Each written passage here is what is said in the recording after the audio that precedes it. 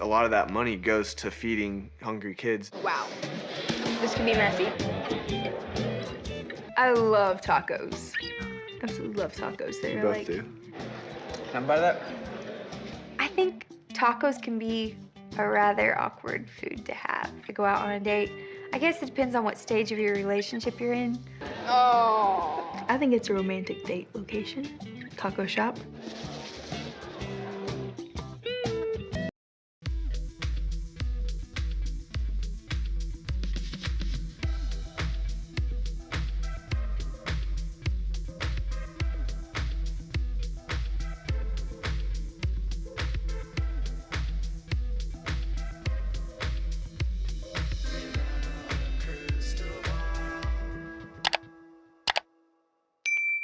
Hey everyone, it's Katie from Without a Crystal Ball. Welcome back to my channel. It's Tuesday, April 18th, 2023, and I hope you're having a wonderful day. Do you ever watch old episodes of Counting On or 19 Kids and Counting? I know I'm probably the only one that does this because this is what I do for my job. But have you ever noticed that little mundane things that the Duggars do, they somehow turn it into a wild, like inappropriate, like everything is so repressed. Let me back up. So repressed. Emotionally, physically, intimately, that little things turn into be like big deals where like eating tacos can turn into like some sort of aphrodisiac and into like some sort of like hot, weird clip. The beginning of this episode actually is from like an early episode of Jessa and Jill, or Jill and Jessa Counting On. And I just go back and I watch sometimes and I'm like, this family is so repressed intimately that taco eating somehow becomes like this hot date where it's like they're going like giving each other the eye and being like what? I don't know. It's so bizarre. Anyways, that was a trip back into Jessa and Ben's relationship because I have some news about them. When Jessa and Ben first got married, they were gifted a home by Jim Bob Duggar. The home had actually been previously occupied by Anna and Josh. So if you remember way back when Josh and Anna got married on 19 Kids and Counting, they got married during the first season or second season, I don't remember. When Josh and Anna got married, they moved into a home that had previously been owned by Mary Duggar, that had actually previously been owned by, I think, Michelle's dad.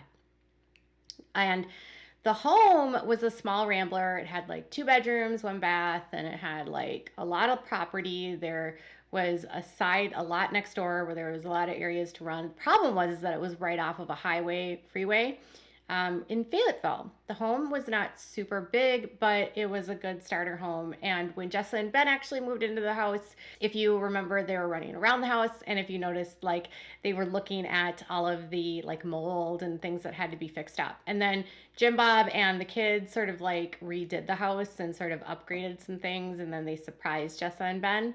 So Josh and Anna lived there until they moved to Washington, D.C. When Ben and Jessa got married, then they got the house. So the house was in the family for years. The house actually no longer exists on the property that the home was on, and it now has been transported over to the Duggars compound. So I think that Jeremiah and Hannah might be living in the house. So the third generation of Duggars are living in this house now. So when Ben and Jessa got the house, they actually were deeded the property as a part of their gift from their parents. This was not something that Josh and Anna received from Jim Bob when they moved into the house. The home remained in the name of Mary Duggar. So Jessa and Ben got property from their dad for being on the show, basically. And Ben and Jessa placed that on the market more than a year ago because if you remember, they like plunked down a ton of money into a home that is owned by the church that Ben works for. So Ben works for this small church in Springdale called Emmanuel Baptist Church, and he lives in the parishioner house, which is like the home where the pastors can live. And if you remember, they gutted the house, they took out the carport, and they extended it and like refinished it and rehabbed it, dumped a lot of their savings into this home, and then that's where they live now. So they put money that they have into a home that they don't own. In the meantime, they were planning to sell their home and move and like probably net equity from that. So the house had been listed for commercial sale for more than a year, and it sat on the market for the longest time. And Jessa had mentioned on her YouTube channel that it was going to be purchased to be for ambulances, but it finally sold. Yep. So they closed on the house about a week ago, or actually property. They closed on the house about a week ago. It sold commercially to an organization which was recently formed. I don't know what this company is going to do. Jessa had said on her YouTube channel that it might be for ambulances. Again, I'm not sure. They walked away with $280,000.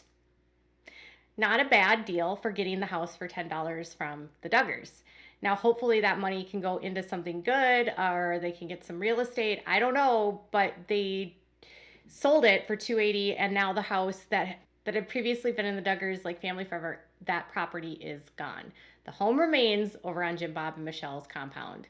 So Jessa and Ben finally sell the house that was cursed by Josh Duggar, but that cursed home still exists, and now Jeremiah and Hannah might move on into the cursed house. Can you imagine having to move into a home that your oldest brother lived in with his wife, and your oldest brother is in prison, and like this home just keeps getting passed down from generation to generation to generation? Like when they sold the property, the people that bought it did not want the house because it's going to be turned into commercial use. So they figured they would just move the house. The house was like built in the 1960s, so it could have as easily just been demolished, but they took the house. So Ben and Jessa finally sell their house. Yay! Meanwhile, Jinger and Jeremy went live on their YouTube channel. Interesting. And addressed rumors about their supposed split. And this actually proved to me that Jinger does pay attention to what's written about her, because she said that she had noticed online that there had been rumors spreading about her potentially breaking up with her husband, Jeremy.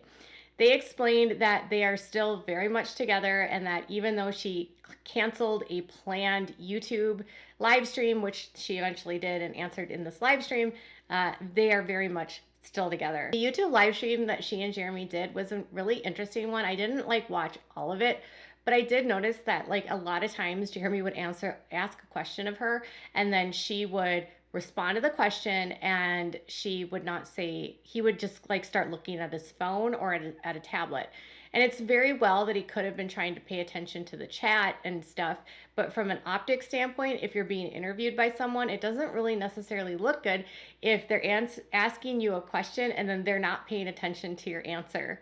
I actually like marked down several times that this happened, and she even appeared to notice. I kind of felt bad for her.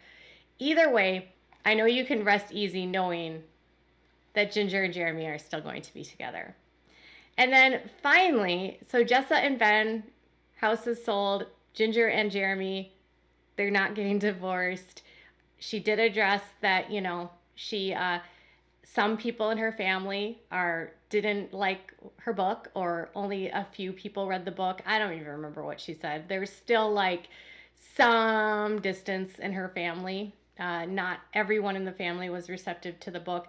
And if you're wondering if there was anything new in her Q&A that she did on her channel, absolutely not.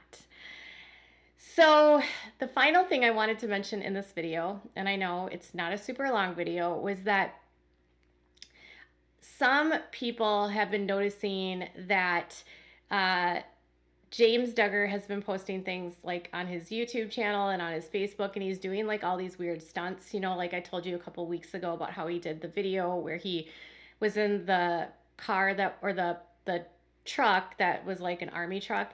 And then yesterday on his Instagram, he posted like that he's learning how to fly a helicopter. And I noticed that, so the Duggars do have some helicopters, and some of the helicopters they have do not have doors.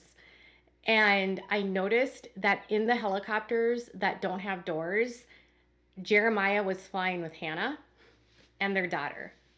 And Hannah was just like holding her daughter in her lap in a helicopter without a door. I don't know what the rules are and the guidelines are for child safety, but I would think that you would probably not want to have a child in a helicopter with someone that's not super experienced like James to fly it, and on top of that, not have proper seating for your baby.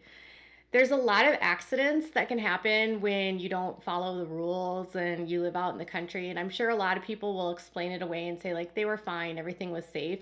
But I feel like there's been crashes in this family when it comes to flying. If you don't recall, John Duggar, who's probably the most experienced pilot of all of the brothers, has crashed a plane with his daughter in the plane, and the plane was totaled. Thankfully, no one was injured, but they're known to fly like planes that are older, that aren't the most well maintained.